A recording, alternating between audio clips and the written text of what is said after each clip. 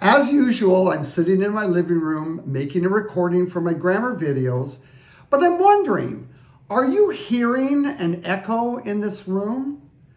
Or are you listening to an echo in this room? There is a distinct echo, isn't there? Now, up until now, I've been using my iPhone to record all of my grammar videos. Now, I'm a low-tech guy, and I have been looking for a simple solution to solve this echo problem. Then my good friend Andrew Wang suggested that I use the Hollyland Lark M1 wireless microphone system, and today we're going to put it to the test. It's very easy to use.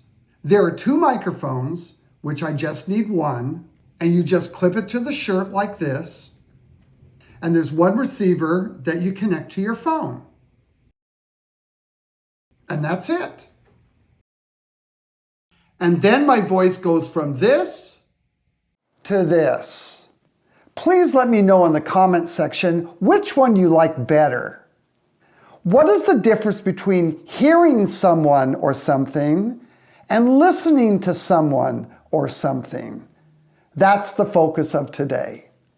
Have you ever heard someone say, "You might be hearing me, but are you really listening to me?" It's a very common expression used by teachers to their students. Hearing it versus really listening. A lot of people think that those are interchangeable terms, but there are really distinct differences between those two words. Let's say you're watching television and you're paying attention to the TV show, but in the background you hear traffic noises, cars honking, dogs barking, people talking off in the distance. You don't really hear or pay close attention to those background noises. You're simply hearing the noise, but you're not acknowledging it or paying close attention to it. That's really what hearing means. Now, on the other hand, you're listening to the TV show, aren't you? There you're paying close attention to the words, you're paying close attention to the plot, you're looking at things, and you're paying active attention to what you are looking at and seeing.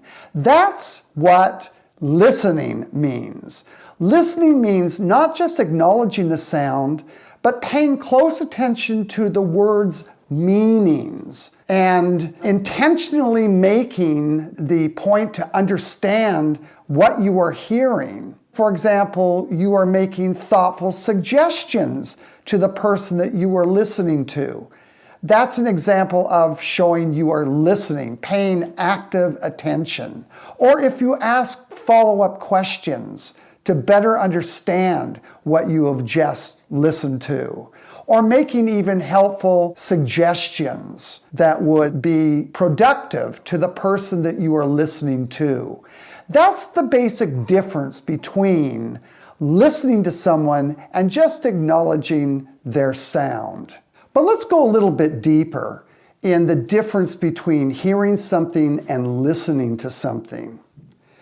In today's world, very common traits of very successful people, such as your bosses, leaders in our society, good friends, and even good marriages, all of them have one good common trait, and that is to be an active listener, not just a passive hearer. To be an active listener is showing curiosity, asking follow-up questions, offering suggestions that would be helpful, or just being a more loving, understanding person by showing empathy to them in what they have to say. That's to be an active listener versus a passive hearer. If you're a passive hearer, you're showing little response to what others are telling you, and there really isn't much effort to contribute to the discussion. A passive hearer is very passive.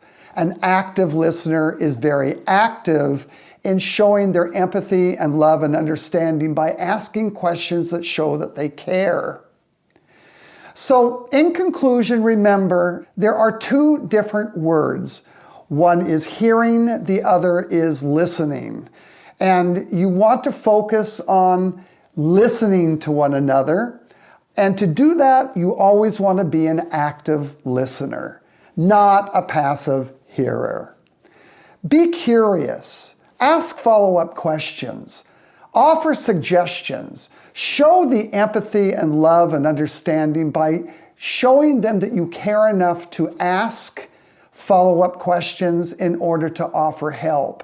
And in conclusion, wouldn't this world be a much better place to live if we would all just stop hearing one another and instead actually actively listening to one another for good, clear communication?